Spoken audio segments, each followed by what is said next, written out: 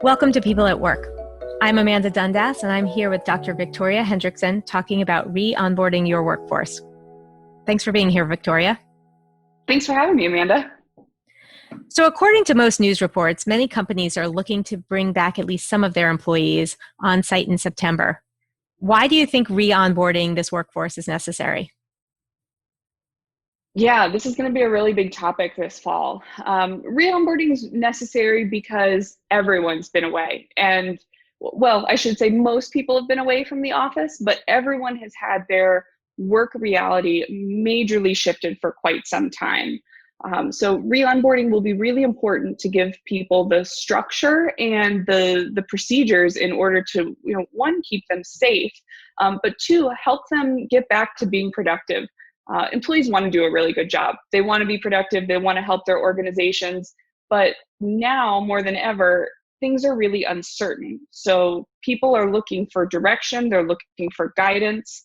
And that really comes from the re-onboarding process. We know that our leaders and our organizations don't have all the answers to this pandemic, but they do have a responsibility to keep folks safe and to help them come back to work in a good, sustainable way. So I think really thinking through that onboarding process now will help that return to work be a good shift and a productive one for people. But re-onboarding isn't new, right? I mean, some companies re-onboard after people have been out for maternity leave or if they've left the company and then returned. Yeah, that's a really good example. People have been coming and going for a long time. Maternity leave is a great example. Other kinds of leaves of absences or sabbaticals happen for various reasons, but all of those, create a situation where someone was there, they left, and that creates a need to re-onboard them when they return. And that re-onboarding process is important because things change while people have been away. Even in the best of times, and if you're talking about the best employees, there's still a need for structure and context when they return. Things around, the market may have changed while they were away. Customer needs may have changed. Priorities of the work, et cetera. All of those things shift over time. So we need to give those employees all of that information and a structure for getting back up to speed so that they can be productive and effective and have a good work experience with their team. So it sounds like you're saying that any re-onboarding programs that were in existence need to be changed to deal with what we're facing now. I agree. Yeah, that's absolutely true. So, re-onboarding in the past has been focused on bringing one person back into the fold, assuming that operations have been continuing kind of status quo.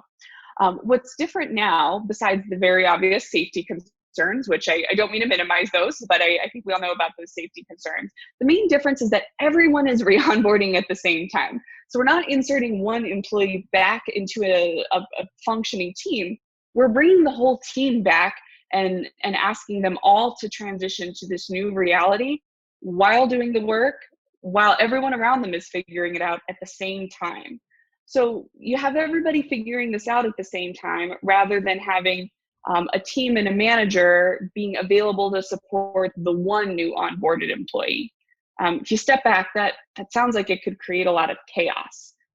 Overall, what I'm worried about is, there's a lot less social support to getting people onboarded. Usually a big part of onboarding or re-onboarding is getting to know, what other people around you do and how they can help you solve problems. But if all of those people are in the same position, that's less of a resource. So we need more structure, we need more process.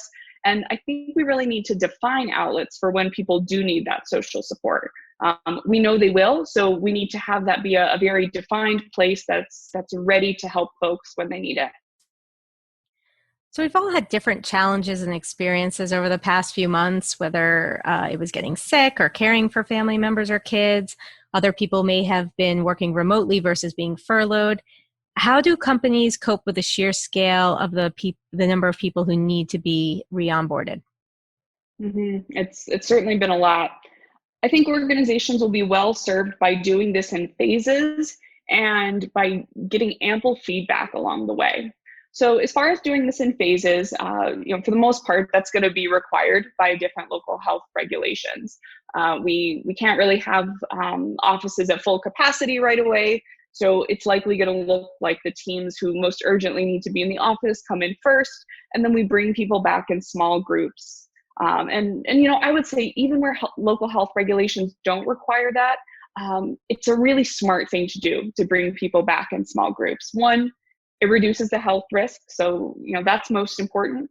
And two, it's going to test the system of re-onboarding as you go, and that will allow you to make changes.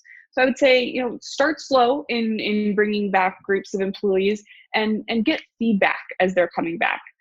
That's going to help you, better understand their needs to keep those people safe, understand what they need to get up to speed, what's changed around them, and how do they need to do things differently. And those learnings will help you not only support those employees in the office even better, but it'll help you, tweak processes to make onboarding even better for the groups that are coming next. So that's one thing as far as the phased approach. I think it's also really important to think through expectations of the work. Simply put, work won't be done the way it used to be. It just won't. But that doesn't mean results will be bad.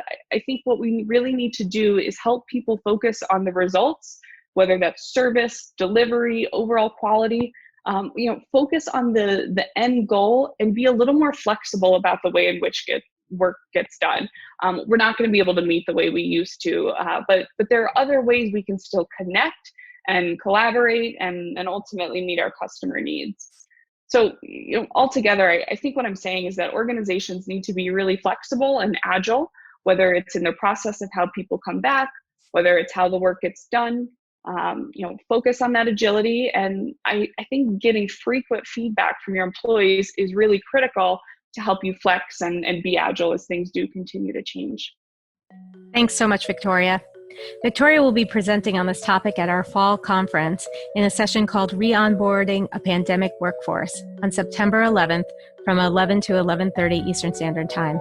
You can find information about this session, as well as our entire conference, online at orgvitality.com. Thanks so much for listening.